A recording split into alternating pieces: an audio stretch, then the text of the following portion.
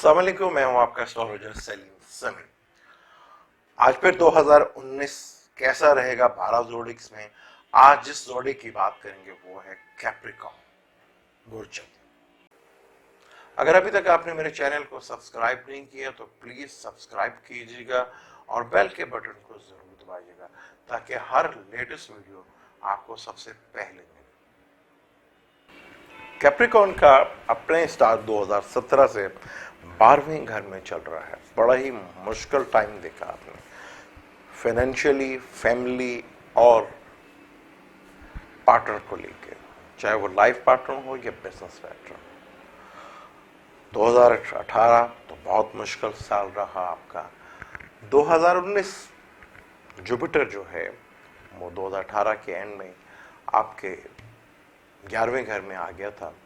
Jupiter इस कुंडली में 12वें घर का मालिक है और तीसरे घर का मालिक है, यानी 12वें घर का और तीसरे घर का मालिक आपके 11वें घर में बैठा है। तो यहाँ पे अभी भी 2019 आपके लिए कुछ ज़्यादा अच्छा नहीं है। अपना स्टार 12वें घर में बैठा हुआ है। हाँ, अगर इमिग्रेशन के लिए आप अप्लाई करना चाह रहे हैं तो यहाँ पर इमिग्रेशन के लिए आपको बेनिफिट्स मिल सकते हैं। जुपिटर यहाँ पे आपको इमिग्रेशन के लिए, बैरून मिलिट्री के लिए यहाँ आपको फ़ायदा दे सकता है। जुपिटर इस कुंडली में मैलिफिक ज़रूर है, लेकिन 11वें घर में जुपिटर को अच्छा माना जाता है। तो फ़ायदे के लिए कोई नाजायज़ चीज़ों का इस्तेमाल मत कीजिएगा, क्योंकि आपके अपना स्टार सैटर्न 12वें घर में बैठा हुआ है। अपना स्टार 12वें घर में बैठे और सैटर्न 12वें घर में बैठे तो काफ़ी टेंशन और डिप्रेशन लेके आता है। साढ़सती का आप पे असर है। पहली साढ़सती आपके लिए मुश्किल ज़रूर है, क्योंकि सैटर्न 12वें घर में बैठा हुआ है और सेक्रेटरीज का है, जहाँ उसको मसावी कहा जाता है, लेकिन यहाँ पे चढ़ती हुई साढ़सती है। बाकी जो आगे 5 साल की जो साढ़सती है वो तो बहुत ही आपकी अच्छी है, लेकिन 2019 भी आपके लिए काफ़ी तकलीफ और मुश्किल टाइम ज़रूर है। लेकिन अगर आप चीज़ों को सही मैनेज करते हैं, जो गलती माजी में हो गई हैं उनसे अगर सीखते हैं तो चीज़ें काफ़ी हद तक बेहतर हो सकती हैं। साल के शुरू में सन और सैटर्न का क्रान, सैटर्न 8वें घर का मालिक है और 12वें घर में आपके सेक्रेटरीज में बैठा हुआ, जो उसका दोस्त का घर है, वहाँ पे सैटर्न जो है के साथ करान होगा। इस सैटर्न और सन के करान को बंधन योग भी कह सकते हैं। यहाँ जेल का योग भी बनता है और हॉस्पिटल के योग भी बनते हैं आपके। ये आपके लिए काफ़ी चीज़ नुकसानदेह हो सकती है। जितना चीज़ों को आप डिसिप्लिन में लेके आते हैं, सैटर्न के सबसे बड़ी रेमेडीज वो डिसिप्लिन में लेना है। इसलिए सैटर्न को साढ़सती क्या बात हो, साढ़सती भी आपको मौका देती है, टाइम देती है कि अब आप अपनी चीज़ों को ठीक कर लें। वीनस भी आपके 12वें घर में आ जाएगा 30 जनवरी को। सन आपके ताले में आ जाएगा, 8वें का मालिक ताले में आ जाएगा और वहाँ केतु के साथ करान करेगा। तो यहाँ ग्रीन शुरू में ही जनवरी में लगेंगे। तो आपकी हेल्थ को इश्यूज को लेके काफ़ी डिप्रेशन और टेंशन रह सकती है, और लाइफ पार्टनर और बिजनेस पार्टनर को लेके चीज़ें लिटिगेशन में जाके आपके खिलाफ हो सकती हैं। आपके खिलाफ फैसला आ सकता है। जुपिटर आपके 11वें घर में बैठ के 7वें घर को देख रहा है, और जुपिटर आपका 7वां घर कैंसर का है, और कैंसर का सबसे बड़ा योग कारक जुपिटर है, यानी कि आपके ओपोनेंट जो हैं वो आपसे ज़्यादा स्ट्रॉन्ग हैं। अगर यहाँ पे आप चीज़ों को मैनेज करते हैं, अपनी गलतियों से सीखते हैं, तो ये 2019 आपके लिए काफ़ी हद तक रिलीफ से रिलेटेड हो सकता है। जब जुपिटर मार्च में या अप्रैल में निकलेगा और आपके 12वें घर में आएगा, सैटर्न के साथ कंजंक्शंस करेगा, तो यहाँ आपको लिटिगेशन से रिलेटेड थोड़ा सा कोई रिलीफ मिलेगा। लिटिगेशन से कोई थोड़ा सा बेनिफिट ज़रूर मिल सकते हैं, और आपको अगर बेल या बाहर जाने का कोई लिए योग बना रहे थे या जाने का आप सोच रहे थे, तो ये बेहतर टाइम है। लेकिन जुपिटर वापस जब 11वें घर में आएगा तो जुपिटर का वापस 11वें घर में आना कुछ सडनली गेन ज़रूर बनाएगा, तो जिससे आपके फाइनेंशियली मैटर्स में थोड़ी सी बेहतरी होगी और आपके हालात थोड़े से बेहतर ज़रूर होंगे।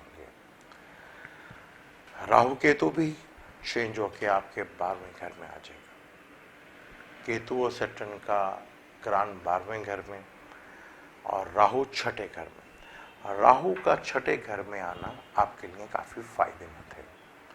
छठे घर में राहु बहुत स्ट्रॉन्ग माना जाता है। यहाँ लिटिगेशन से आपको फायदा होगा, चीजें आपकी कंट्रोल में आना शुरू होंगी और बहुत सी चीजें आपकी बेहतर होना शुरू होंगी। राहु यहाँ से बैठकर जुपिटर को भी देखेगा, यानी 11वें घर को भी देखेगा। अपने फायदे के लिए गलत चीज़ों का इस्तेमाल या गलत चीज़ों से ट्रैक पे चलना आपके लिए नुकसानदेह हो सकता है। राहु यहाँ पे सडनली गेन आपको ज़रूर करेगा।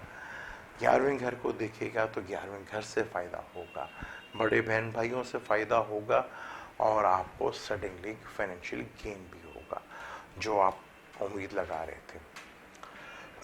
मार्स जो कि आपके चौथे घर में आएगा, एरिस में ही आएगा। आपका चौथा घर एरिस का है, अपने ही घर में मार्स बैठा होगा तो घर में सुकून और काम के बिजनेस के सिलसिले में थोड़ी सी चीज़ें आपकी बेहतर होंगी, चीज़ें कंट्रोल में आएंगी और आपके लिए काफ़ी चीज़ें बेहतर हो सकती हैं और ये चीज़ें काफ़ी हद तक आपको रिलीफ और मेंटली रिलीफ ज़रूर देंगी और यहाँ से चीज़ें आपकी काफ़ी हद तक बेहतर होना शुरू होंगी। अब जब सन और सैटर्न की ऑपोजिशंस होगी मई और जून में और मार्स भी जब जमनाई में आएगा तो यहाँ मार्स भी और सन भी छठे घर में बहुत अच्छे हो सकते हैं। बहुत से लिटिगेशंस के मामला तो आपकी फेवर में आ सकते हैं, लेकिन हेल्थ को लेके बहुत इश्यूज खड़े हो सकते हैं। वर्किंग प्लेस वालों से जितना भी हो सके बना के रखें। वर्किंग प्लेस के लोग भी आपके थोड़े खिलाफ हो सकते हैं। मार्स छठे घर में और सन भी छठे घर में बहुत ताकतवर होता है, उसकी सैटर्न से ऑपरेशंस होगी तो जितना आप अपनी लेबर से अपने जितने काम वर्कर्स से आपके हैं उनके साथ बना के रखते हैं तो चीज़ें आपकी काफ़ी हद तक बेहतर हो सकती हैं। सॉरी। और मार्स सैटर्न के ये जब सैटर्न का मार्स का कंजक्शंस होगा तो ये फिर भी आप नॉर्मल सा टाइम होगा, लेकिन ये आपके लिए थोड़ा सा फ़ायदेमंद हो सकता है। चीज़ें आपके जो बहुत कंट्रोल से बाहर थी या चीज़ें काफ़ी हद तक बेहतर होंगी। मार्स और राहु की युति जो है आपके दुश्मनों पे आप पे कंट्रोल आ सकता है, चीज़ें आपकी किसी हद तक मैनेज हो सकती हैं, लेकिन उससे पहले आपको अपने बहुत प्लानिंग के साथ चलना पड़ेगा। अपनी हेल्थ की तरफ भी ख़ास तवज्जो देनी पड़ेगी। आपकी सर्जरी हो सकती है, बैकबोन या पेट से रिलेटेड चीज़ें जो हैं आपको स्टमक से रिलेटेड या शोल्डर से रिलेटेड प्रॉब्लम आ सकती है। 2019 भी आपके लिए जुपिटर अच्छे घर में ज़रूर बैठा है। राहु केतु भी 12वें घर में आ गया, लेकिन राहु का 12वें घर में आना काफ़ी फ़ायदेमंद है। केतु भी जो है 12वें घर का कारक है और सैटर्न के साथ मिलेगा। 12वें घर के अच्छा नहीं होता तो यहाँ पे जितना ज़्यादा आप अपनी चीज़ों को कंट्रोल में रखते हैं और अपनी चीज़ों को ज़्यादा डिसिप्लिन में लेके चलते हैं तो ये चीज़ें आपके लिए काफ़ी बेहतर होंगी। औलाद को लेके भी टेंशन और डिप्रेशन रह सकती है। लव अफेयर्स के मैटर्स में भी काफ़ी प्रॉब्लम्स रह सकती है। तो सबसे पहले अपना टाइम को पहचानिए, अपने कैरियर पे फोकस करें। जो माजी में गलतियाँ हो गई हैं वो 2019 में मत करें। यहाँ आपको ज़रूर मौका मिलेगा, चीज़ें आपकी फेवर्स में ज़रूर आएंगी।